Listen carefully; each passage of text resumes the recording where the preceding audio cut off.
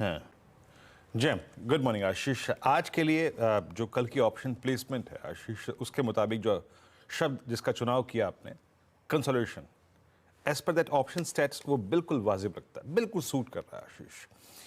देखिए कल हमारी अप्रोच थी आशीष, ठीक है इट्स अ गैप अप, हमने शुक्रवार को लॉन्ग कैरी करा, बट क्रिटिकल क्या था कि निफ्टी और निफ्टी बैंक 20 डेमा पर आपको मैसेज क्या दे रहे हैं, क्लियरली मेंशन था, if we sustain above 19332 20 day exponential moving average, अगर सस्टेन कर रहे हैं इसका मतलब क्लियर मैसेज है मैं कंफर्टेबल हूं 20 डेमा को रीगेन करने में।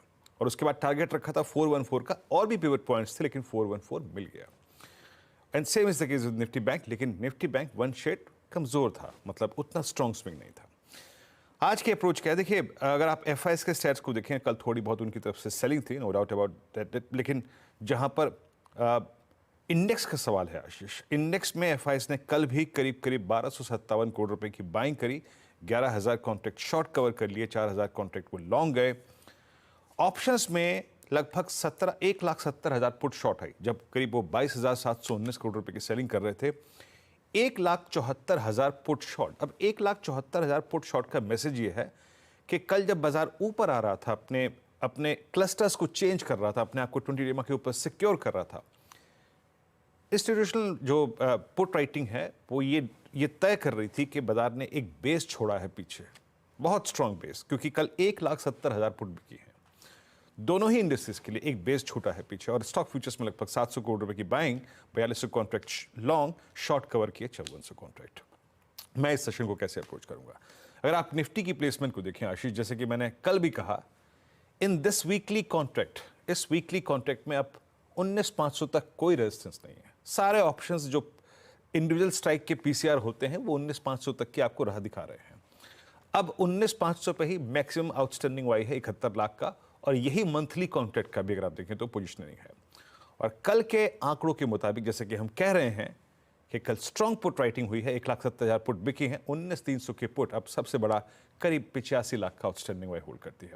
और पिरामिड्स आपको यही रिफ्लेक्शन देंगे, 19,300 स्ट्रॉन्ग ऑप्शन बेस, क्लस्टर 19,500 तक का खुला है। तो मेरी अप्रोच क्या रहेगी, देखिए अगर आपके पास लॉन्ग है ठीक है, कोई दिक्कत की बात नहीं Ashish. Base one in any case, देखिए हमारा ऑप्शन बेस है 19,300, बट टेक्निकल बेस है 19,341, that's 20 day exponential average.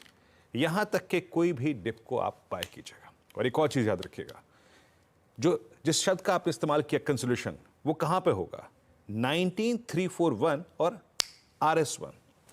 RS1 में एक पॉइंट है 19,453, इस 100 पॉइंट के दायरे के बीच में ये एक पर्टिकुलर एवरेज है, इसके बीच में कंसोलिडेशन संभव है। बट अगर आप 453 को बाइसेक्ट करते हैं, स्विंग टुवर्ड्स 489,515 मिलेगा। तो 341 के डिप को जरूर अपने जहन में रखिएगा। निफ्टी बैंक प्लेसमेंट अच्छी है बट शांत थी in comparison to Nifty. Nifty के पास निफ्टी आईटी का एडवांटेज था, बट यहां पे इसको आइसोलेशन में चलना था।